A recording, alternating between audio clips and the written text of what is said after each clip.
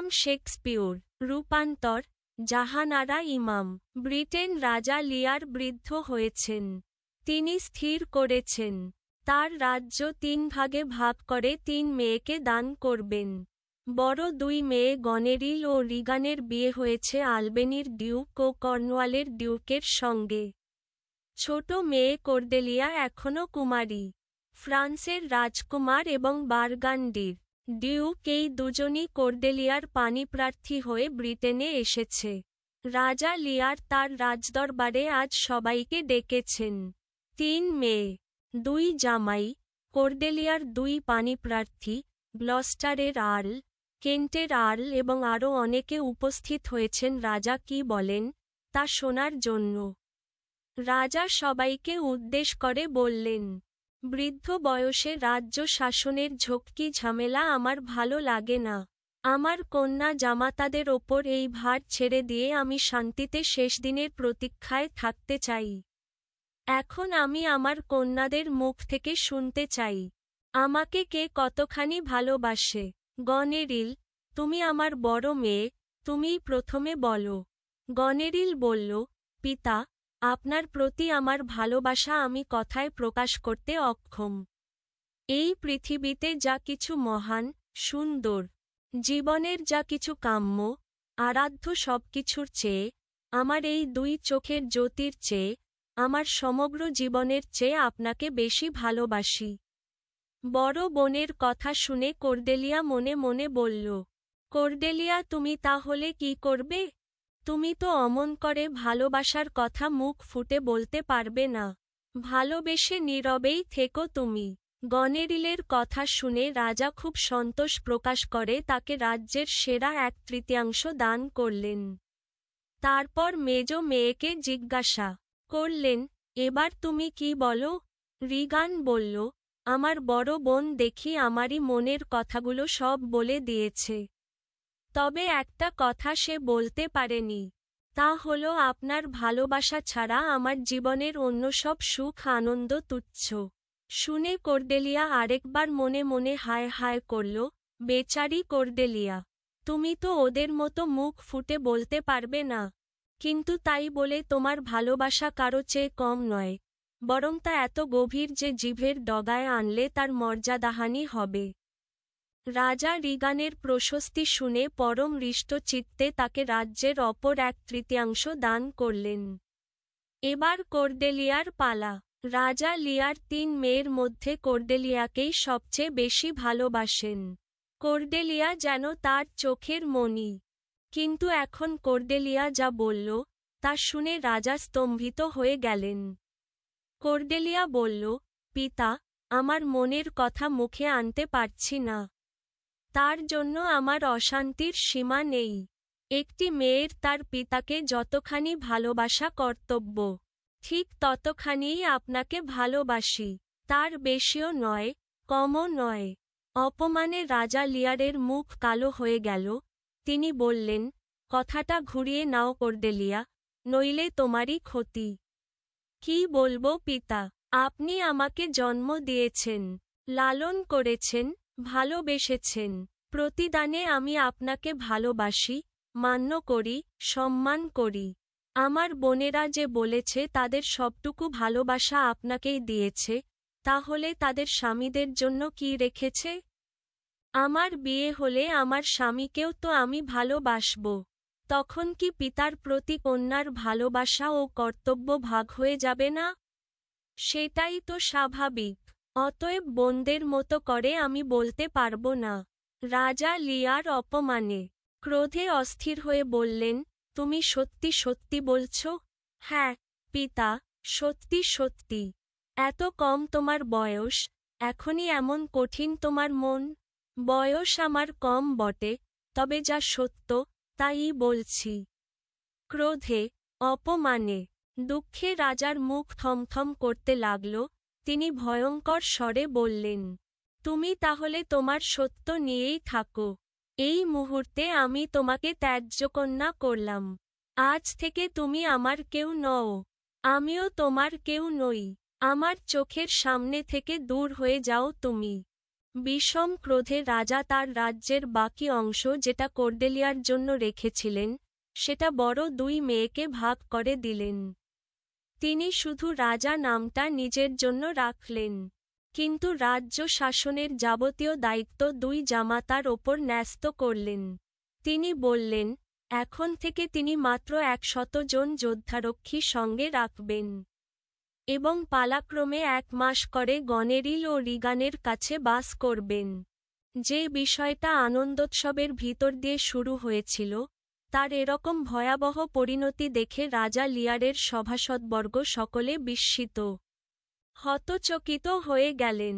কর্ডেলিয়ার জন্য দুঃখে তারা মুহ্যমান হলেও ভয়ে কেউ রাজার সামনে কোনো প্রতিবাদ করতে পারলেন না। ভয় পেল না শুধু আর্ল অব কেন্ট। রাজার সভাসদবর্গের মধ্যে কেন্টই সবচেয়ে বিশ্বস্ত। লিয়ারের প্রতি তার অগাধ ভক্তি। লিয়ার তার কাছে পিতৃতুল্য। সে নির্ভীক কণ্ঠে কর্ডেলিয়ার প্রতি রাজার এই অবিচারের প্রতিবাদ করল, এ আপনি কি করছেন রাজা? কর্ডেলিয়া যে আপনাকে কম ভালোবাসে না, সেটা কি বুঝতে পারছেন না? অন্তঃসারশূন্য তোষামোদবাক্যই আপনার কাছে বেশি মূল্য পেল? রাজা ক্রুদ্ধ কণ্ঠে বললেন, যদি বাঁচতে চাও, তাহলে চুপ থাকো। আমার এ জীবন আপনার সেবাতেই উৎসর্গ করা। আপনি তা নিলে নিয়ে নেবেন। আমার ভয় কিসের? রাজা ক্ষিপ্ত হয়ে তখনই কেন্টকে নির্বাসন দণ্ড দিলেন। 6 দিনের মধ্যে তাকে এ রাজ্য ছেড়ে চলে যেতে হবে। কর্ডেলিয়া এখন কপর্দকশূন্য, নিরাশ্রয়। এই অবস্থায় বার্গান্ডির ডিউক তাকে বিবাহ করতে চাইল না। কারণ রাজত্ব ছাড়া রাজকন্যার কোনো মূল্য নেই তার কাছে। ফ্রান্সের যুবরাজ কিন্তু রাজার স্নেহ এবং তার রাজত্ব থেকে বঞ্চিত কর্ডেলিয়াকে স্ত্রী হিসাবে গ্রহণ করবে বলে জানাল। কারণ সে বুঝে গেছে, কর্ডেলিয়া রমণীকুলে রত্নস্বরূপ। সে স্বার্থসাধনের জন্য তোষামোদের বাক্য সাজিয়ে কাউকে খুশি করতে পারে না, কিন্তু তার অন্তরে প্রজ্বলিত প্রেম, প্রীতি, কর্তব্য জ্ঞান সম্বন্ধে সে সচেতন। সৎ এই রকম রমণীকে স্ত্রী হিসেবে পাওয়া ভাগ্যের কথা। সে কর্ডেলিয়াকে বলল, আমি তোমার মতো গুণবতী রূপবতী রমণীকে পেয়ে ধন্য। তুমি একই সঙ্গে আমার মনের রানী এবং আমার দেশেরও রানী হয়ে নিশ্চয় সুখী হবে। যদিও তোমার পিতা তোমার প্রতি এই রকম নিষ্ঠুর ও অমানবিক ব্যবহার করেছেন, তবুও তুমি তার কাছে বিদায় নিয়ে এসো। কর্ডেলিয়া অশ্রুপূর্ণ নয়নে প্রথমে পিতা ও পরে ভগ্নীদ্বয়ের কাছে বিদায় নিয়ে ফ্রান্সের যুবরাজের সঙ্গে চলে গেল।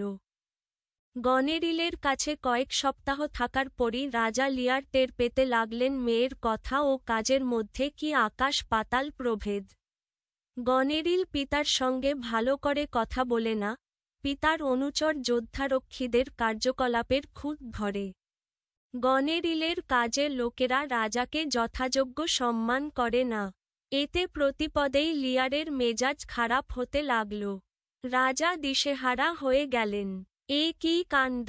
যে মেয়ে মাত্র কয়েক সপ্তাহ আগে তাকে বলেছে তার জীবনের চেয়েও বেশি তাকে ভালোবাসে, যাকে তিনি তার রাজ্যের অর্ধেক দান করেছেন, রাজমুকুট পর্যন্ত জামাতার মাথায় বসিয়েছেন, সেই আদরের মেয়ের এখন এ কী ব্যবহার, এ কী কটু কথা! রাজাকে যেন সে সহ্য করতে পারছে না। রাজার 100 জন যোদ্ধা সহচরকে সে উৎপাত বলে মনে করছে। সে কি না পিতার মুখের ওপরই বলে দিল, তার এতগুলো রক্ষী অনুচরের কোনো প্রয়োজনই নেই। বিষম ক্রোধে লিয়ার জ্যেষ্ঠ কন্যাকে অনেক তিরস্কার করলেন। তারপর অশ্ব প্রস্তুত করতে বললেন। তিনি আর এক মুহূর্ত এই অকৃতজ্ঞ কন্যার প্রাসাদে থাকবেন না। তার আরও একটি মেয়ে আছে। তিনি রিগানের কাছে চলে যাবেন। সেই মর্মে একটি চিঠি লিখে তিনি কাইয়াসকে দিয়ে রিগানের কাছে পাঠিয়ে দিলেন। কিন্তু গনেরিলও কম যায় না। সেও তড়িঘড়ি রিগানকে একটি চিঠি পাঠাল। তাতে লিখল, রাজা লিয়ার বৃদ্ধ বয়সে কী রকম অবিবেচক, বদমেজাজি এবং উপদ্রব স্বরূপ হয়ে উঠেছেন। তার ১০০ জন যোদ্ধা সহচর গনেরিল এবং রিগানের পক্ষে হুমকিস্বরূপ। রিগান যেন লিয়ারকে কোনোভাবেই পাত্তা না দেয় এবং তার রক্ষী সংখ্যা কমাবার জন্য যেন চাপাচাপি করে। গনেরিল এই চিঠি পাঠিয়েই ক্ষান্ত রইল না, সে নিজেও রিগানের কাছে চলে গেল। রাজা লিয়ার রিগানের প্রাসাদে এসে দেখেন, বোনের হাত ধরে গনেরিল সেখানে উপস্থিত। রিগান স্থির কণ্ঠে পিতাকে জানাল, সে এখন লিয়ার এবং তার ১০০ রক্ষীকে সমাদর করার জন্য প্রস্তুত নয়। লিয়ারের উচিত রক্ষী সংখ্যা কমিয়ে অর্ধেক করে বড় মেয়ের কাছে ফিরে যাওয়া এবং নির্ধারিত সময়টুকু সেখানেই কাটানো। রাজা লিয়ারের পরিচিত জগৎ তার চোখের সামনেই উল্টে গেল। এই কি কথা তিনি শুনছেন তার দ্বিতীয় কন্যার মুখে? এই মেয়ে দুটিই কি তাকে মাত্র কয়েক সপ্তাহ আগে পৃথিবীর সর্বোত্তম ভালোবাসার কথা শুনিয়েছিল? সেই একই মেয়ে দুটিই কি এই রকম নিষ্ঠুর বাক্য কঠিন মুখ করে শোনাচ্ছে? ক্রোধে, দুঃখে, অপমানে রাজা লিয়ার উপলব্ধি করলেন, তার জীবদ্দশাতেই এভাবে রাজ্য বিলিয়ে দিয়ে, ক্ষমতা হস্তান্তর করে তিনি কি ভুল করেছেন। সেই সঙ্গে উপলব্ধি করলেন, কর্ডেলিয়ার প্রতি তিনি কি নিদারুণ অবিচার করেছেন। রাজার এই রকম দুঃসময়ে তার পাশে যে দুজন বিশ্বস্ত অনুচর রয়েছে, তারা হল রাজার প্রিয় বিদূষক, যে তাকে সব সময় মজার মজার কথা বলে হাসায়, আনন্দ দেয়। লিয়ার তার রাজমুকুট জামাতাকে দিয়ে দিলেও বিদূষকটি রাজার পাশ ছাড়েনি। সে রাজাকে যথার্থই ভালোবাসে। আর রয়েছে কাইয়াস নামে এক নবনিযুক্ত ভৃত্য। কাইয়াস আসলে ছদ্মবাসী আর্ল অব কেন্ট। রাজা লিয়ার যদিও তাকে রাজ্য থেকে নির্বাসন দিয়েছিলেন, রাজার প্রতি আনুগত্যবশত কেন্ট রাজাকে ছেড়ে দূরে চলে যেতে পারেনি। রাজা বৃদ্ধ, রাজা খামখেয়ালি, রাজা মেজাজি। তবু তো তিনি রাজাই। কন্যাদের প্রতি বিশ্বাস ও ভালোবাসার বশে তিনি জীবদ্দশাতে রাজ্য ও রাজমুকুটের দখল ছেড়েছেন। অথচ সেই অকৃতজ্ঞ কন্যারা আজ তাকে কি হেনস্থাই না করছে। মেজ মেয়ের কাছ থেকেও এরকম ব্যবহার পেয়ে রাজা প্রায় পাগলের মতো হয়ে গেলেন। সেই সময় বাইরে তুমুল ঝড়বৃষ্টি চলছে। রিগান কিছুতেই পিতাকে তার প্রাসাদে প্রবেশ করতে দেবে না। তাকে বড় মেয়ের কাছেই ফিরে যেতে হবে। রাজা বৃদ্ধ হলেও আত্মমর্যাদাবোধ এখনও হারাননি। তিনি সেই তুমুল ঝড়বৃষ্টির মধ্যেই প্রান্তরে বেরিয়ে গেলেন।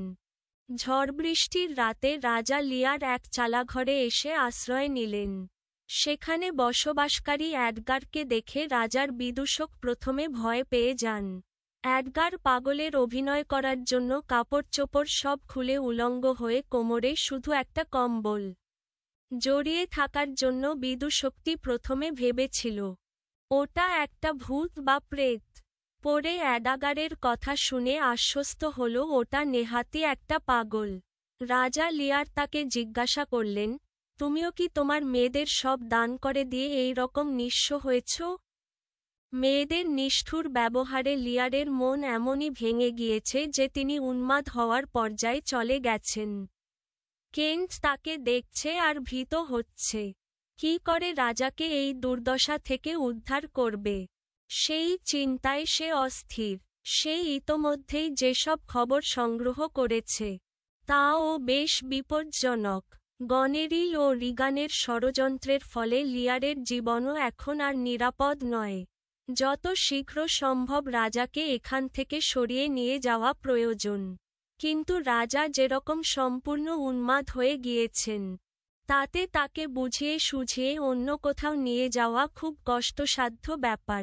গ্লস্টার কেন্টের সাহায্যে এগিয়ে এলেন। তিনি রিগান ও তার স্বামী কর্নওয়ালের নিষেধ অগ্রাহ্য করে রাজাকে তার প্রাসাদে নিয়ে গেলেন। এ কাজে তাকে বেশ বেগ পেতে হল। কজন অনুচর মিলে রাজাকে বেশ করে ঠেসে ধরে তবে প্রাসাদে আনতে পারল। প্রাসাদের ভিতরে এসে লিয়ার এক কাল্পনিক রাজদরবার বসিয়ে তার বড় দুই মেয়ের বিচার করতে শুরু করলেন। তার এই বদ্ধ উন্মাদ অবস্থা দেখে বিশ্বস্ত আর্ল অব গ্লস্টারের চোখ অশ্রুপূর্ণ হয়ে উঠল। তিনি আর্ল অব কেন্টকে বললেন, রাজাকে ডোভারে নিয়ে যেতে।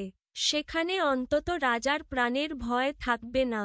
তারপর সেখান থেকে ফ্রান্সের রানী কর্ডেলিয়াকে সংবাদ প্রেরণ করা মোটেই কঠিন হবে না। কারণ ডোভার ফ্রান্সের কাছাকাছি ব্রিটেন সীমান্তে অবস্থিত।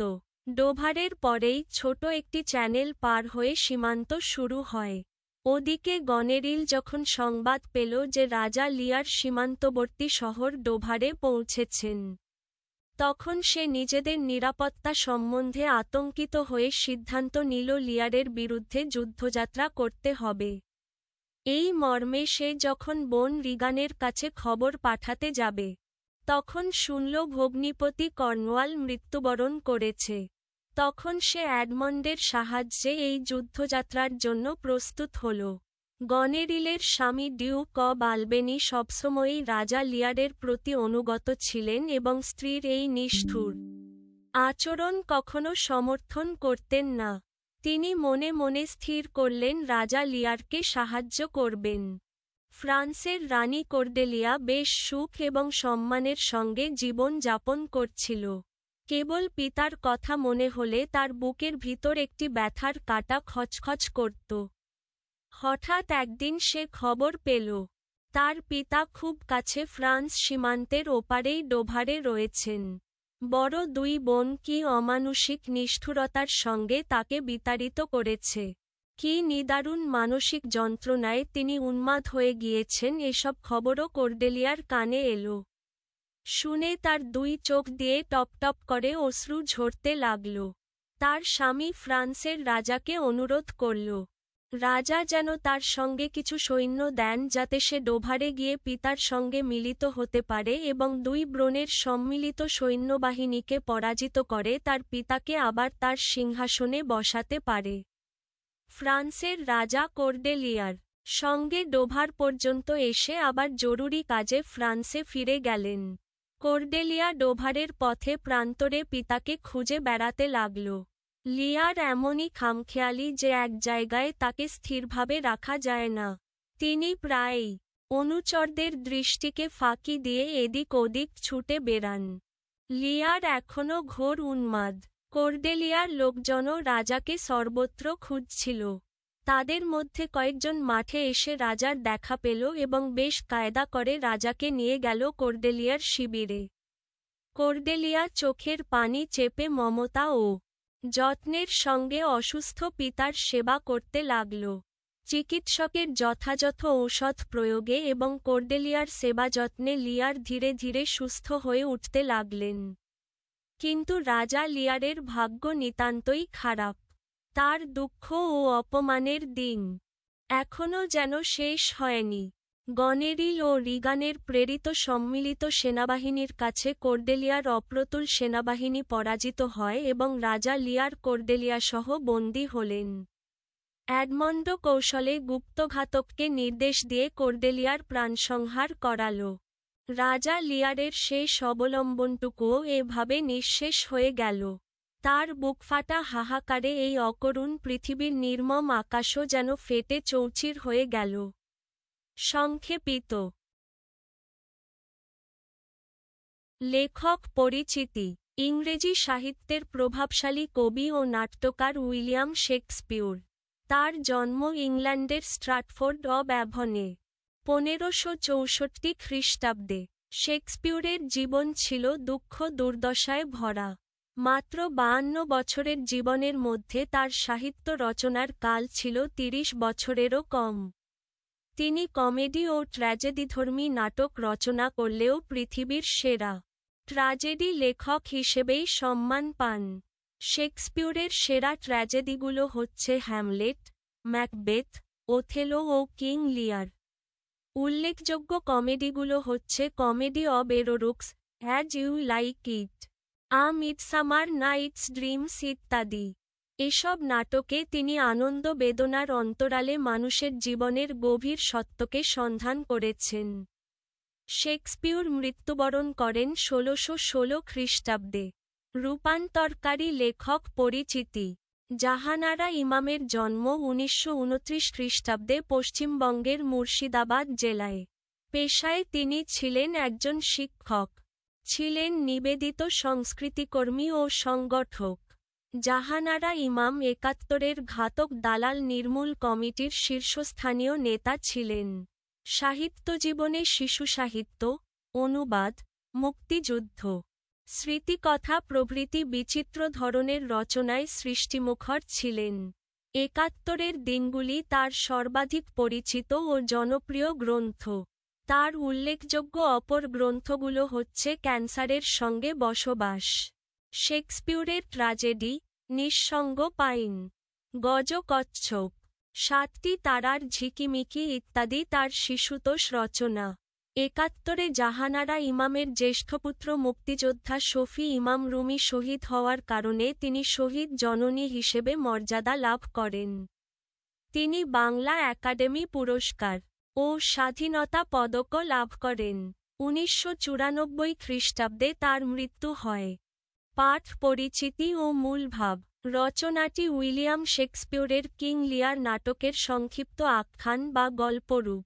ব্রিটেন রাজা লিয়ার বৃদ্ধকালে স্থির করলেন তার ৩ মেয়ে গনেরিল, রিগান আর কর্ডেলিয়াকে রাজ্য ভাগ করে দেবেন। রাজসভা ডেকে সভাসদদের সামনেই ৩ মেয়েকে একে একে জিজ্ঞেস করলেন কে তাকে কতটুকু ভালোবাসে। বড় ২ মেয়ে গনেরিল আর রিগান বলে দিল তারা তাদের প্রাণের চেয়েও বেশি বাবাকে ভালোবাসে, সুতরাং তিনি তাদের ২/৩ সমান ভাগে ভাগ করে দিলেন। ছোট মেয়ে কর্ডেলিয়াকে রাজা ভালোবাসতেন বেশি, তাই তার কাছে প্রত্যাশাও ছিল বেশি। কিন্তু এই কন্যার কাছে যা শুনলেন তাতে রাজা গেলেন ক্ষেপে। কর্ডেলিয়া বলল, একটি মেয়ের তার বাবাকে যতটা ভালোবাসা কর্তব্য ততটাই সে ভালোবাসে। রাজা লিয়ার কর্ডেলিয়াকে ত্যায্য করলেন, তাকে রাজ্য থেকে বের করে দিলেন এবং সম্পূর্ণ রাজ্য বড় ও মেজ মেয়ের মধ্যে ভাগ করে দিলেন। রাজা লিয়ারের এমন অবিচক্ষণ সিদ্ধান্ত তার জীবনের জন্য কাল হল। সমুদয় রাজ্য ২ মেয়েকে দান করাই তিনি তাদের করুণার পাত্র হয়ে পড়লেন। একসময় ২ বোন মিলে রাজাকে রাজবাড়ি থেকে বের করে দিল। রাজার জীবনে নেমে এলো দুঃসহ গ্লানি আর দুঃখ। তিনি বুঝতে পারলেন গনেরিল আর রিগানের ভালোবাসা ছিল মেকি আর কর্ডেলিয়ার ভালোবাসা ছিল সত্যিকারের, কিন্তু তার করার কিছুই ছিল না। এক পর্যায়ে তিনি প্রায় উন্মাদ হয়ে যান। লিয়ারের এই দুঃসময়ে তার কাছে এসে দাঁড়ায় ত্যায্য ছোট মেয়ে কর্ডেলিয়াই। মানুষ তার নিজের ভুলের জন্য দুঃখ, কষ্ট আর বিপর্যয়ের মধ্যে পড়ে। কিং লিয়ার তোষামোদে তুষ্ট হয়ে জীবনে করুণ পরিণতি ডেকে এনেছেন। ভুলে গিয়েছিলেন প্রকৃত ভালোবাসা অনুভূতির ব্যাপার, তা পরিমাপযোগ্য বিষয় নয়। শব্দার্থ ও টিকা। ডিউক, ইংল্যান্ডে প্রচলিত একটি সম্মানজনক উপাধি।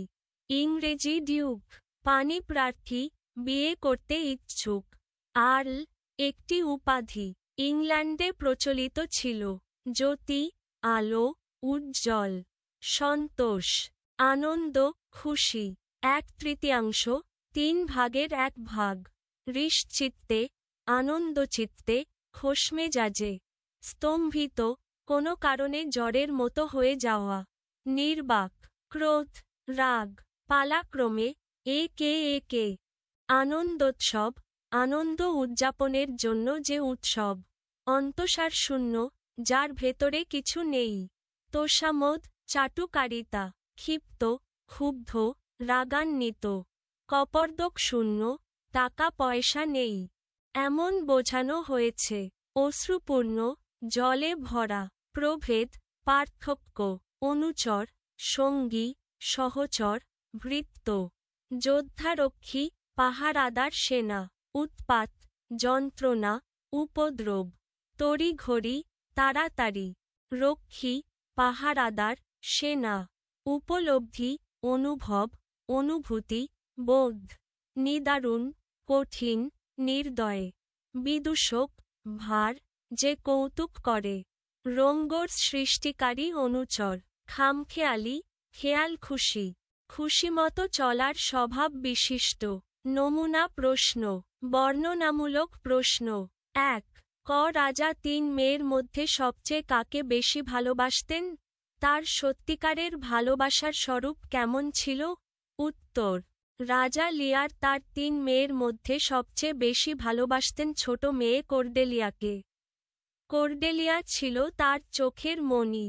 অন্য ২ মেয়ে যেখানে মুখে মুখে অতিরঞ্জিত প্রশংসা ও তোষামোদে ভালোবাসা প্রকাশ করেছিল, সেখানে কর্ডেলিয়ার ভালোবাসা ছিল নীরব, সংযত ও সত্যনিষ্ঠ।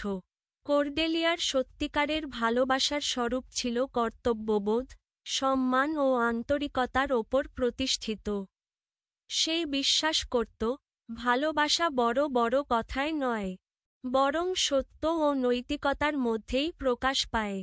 তাই সে বলেছিল, একজন কন্যা তার পিতাকে যতটা ভালোবাসা কর্তব্য, সে ঠিক ততটাই ভালোবাসে। তার বেশি বললে তা হবে অসত্য ও ভণ্ডামি। এই সততা ও আত্মমর্যাদাবোধই কর্ডেলিয়ার ভালোবাসাকে প্রকৃত ও গভীর করে তুলেছে। খ আপনজনদের বিশ্বাসঘাতকতার স্বরূপ হিসেবে গনেরিল ও রিগান চরিত্রের বিশ্লেষণ করো।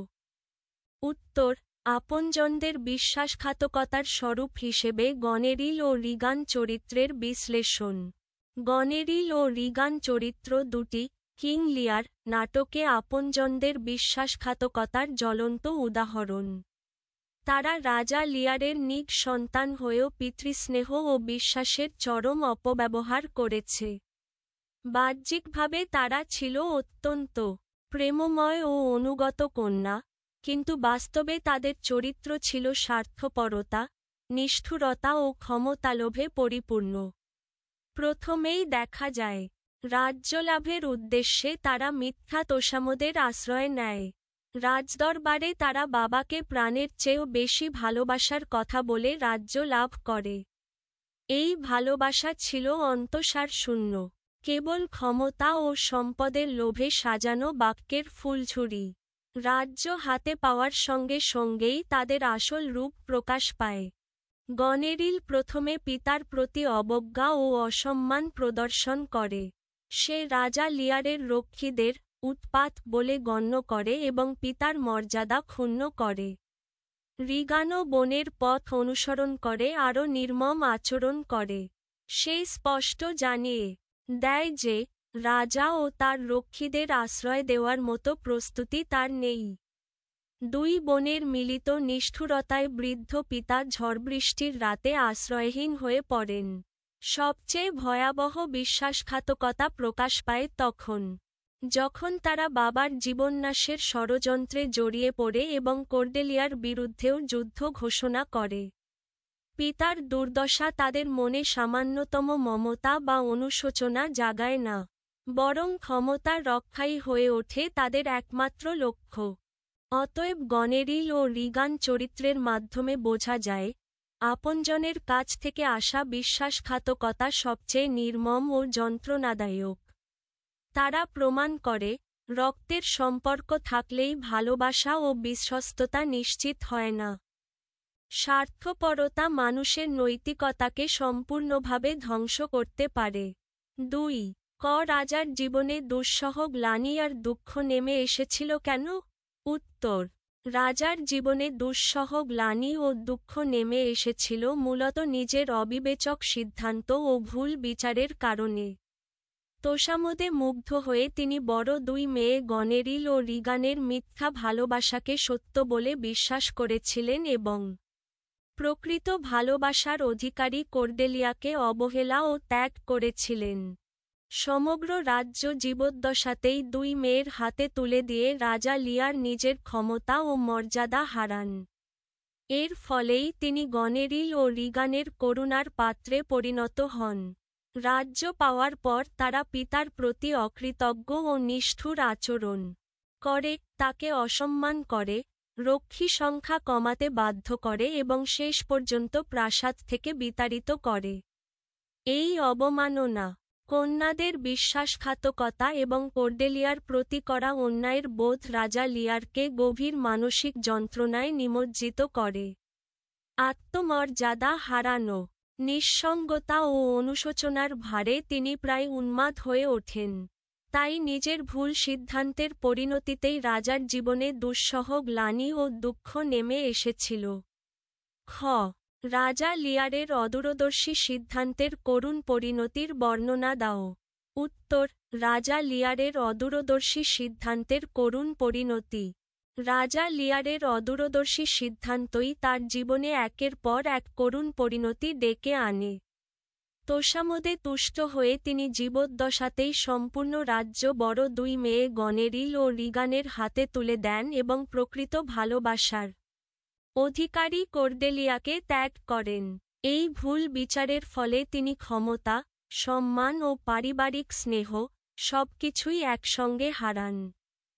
রাজ্য ও শাসনক্ষমতা হারানোর পর রাজা লিয়ার কন্যাদের করুণার ওপর নির্ভরশীল হয়ে পড়েন। কিন্তু গনেরিল ও রিগান অল্প সময়ের মধ্যেই পিতার প্রতি চরম অবজ্ঞা ও নিষ্ঠুরতা প্রদর্শন করে। তারা তার রক্ষীদের বোঝা মনে করে, তাকে অসম্মান করে এবং শেষ পর্যন্ত প্রাসাদ থেকে বিতাড়িত করে। বৃদ্ধ বয়সে রাজাকে ঝড়বৃষ্টির রাতে আশ্রয়হীন হয়ে পথে পথে ঘুরতে হয়, যা তার জন্য ছিল অপমানজনক ও বেদনাদায়ক। এই দুঃসহ মানসিক আঘাত রাজা লিয়ারকে প্রায় উন্মাদ করে তোলে। তিনি উপলব্ধি করেন, যাদের মেকি ভালোবাসায় তিনি বিশ্বাস করেছিলেন তারাই তাকে সর্বনাশের পথে ঠেলে দিয়েছে। আর যাকে তিনি ত্যাগ করেছিলেন সেই কর্ডেলিয়াই ছিল তার একমাত্র সত্য আশ্রয়। কিন্তু এই উপলব্ধি আসে অনেক দেরিতে। শেষ পর্যন্ত কর্ডেলিয়াকেও হারিয়ে রাজা লিয়ার চরম শোক ও অসহায়তার মধ্যে ভেঙে পড়েন। অতএব রাজা লিয়ারের অদূরদর্শী সিদ্ধান্তের করুণ পরিণতি ছিল ক্ষমতা ও মর্যাদাহানি, কন্যাদের বিশ্বাসঘাতকতা, মানসিক ভারসাম্যহানি এবং প্রিয় কন্যা কর্ডেলিয়ার মর্মান্তিক মৃত্যু, যা তার জীবনকে নিদারুণ ট্র্যাজেডিতে পরিণত করে।